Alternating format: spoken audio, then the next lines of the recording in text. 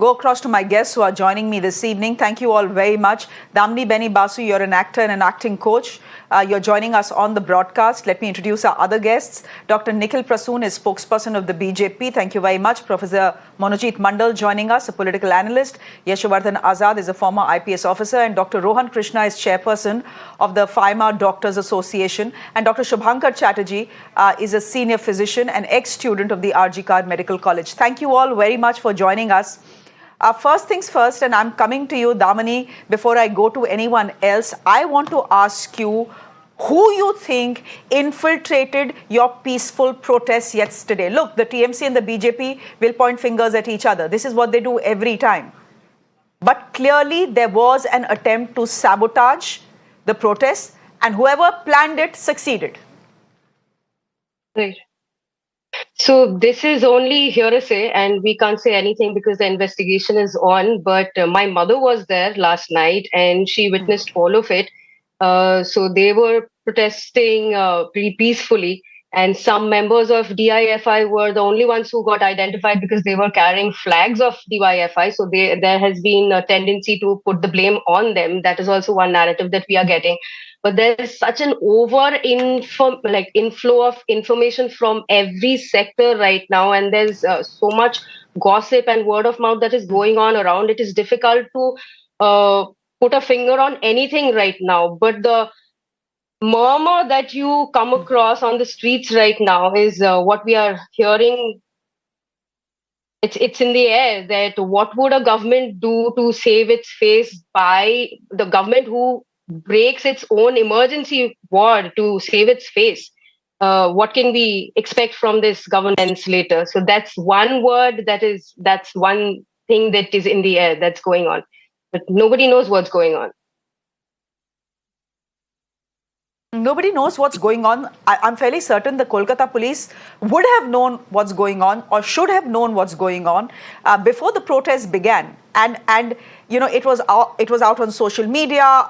Everyone who was part of the protest had said that they are going to this midnight protest to reclaim the night, etc., etc. The Kolkata police came out and said, we are prepared, metro services will be functional, etc., etc.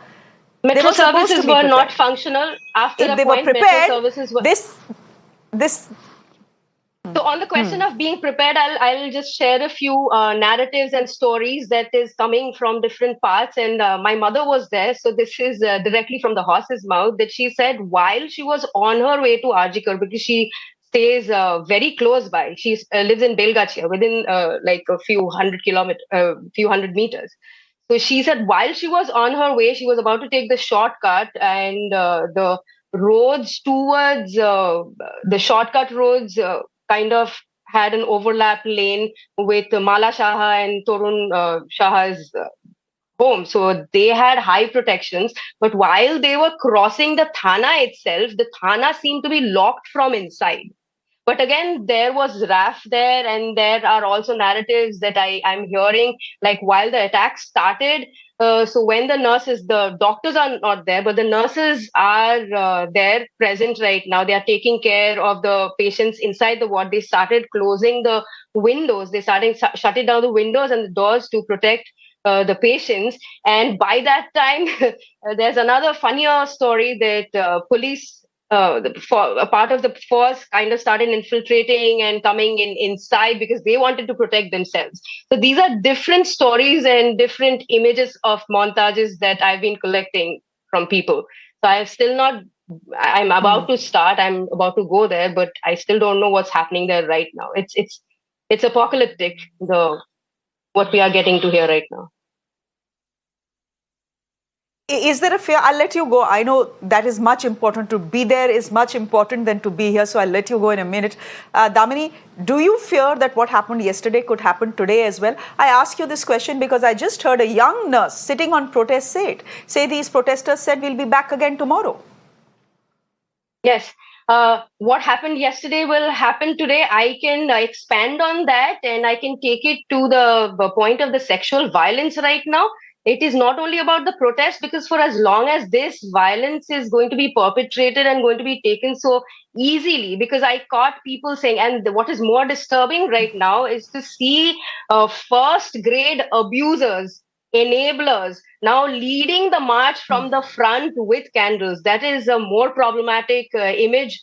And I will only play the devil's advocate, like I said, because I've been fighting about for the artists' rights in Kolkata. And I've been Okay. the bad girl for the longest Okay. time because I stood up and on the non-governmental organizations in the sectors because I belong to theater. This is exactly what I've been fighting for all these times. The demands that is being put forward. We do not have any legal provision Okay. for any kind of to file for or to go forward with something like a POXO or POSH. Nothing is in place. We have been demanding a clear ICC, and it has been ignored for the longest time. We have not heard back from the National Okay. Academy or anywhere. So I think that it will continue to happen for as long as Okay. this violence is going to be around because it's a very classist thing.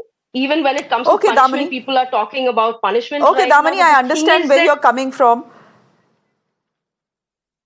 I hope things improve for people who work in theatre as well, because things certainly have to improve for doctors who are out there day and night serving the poor in this country.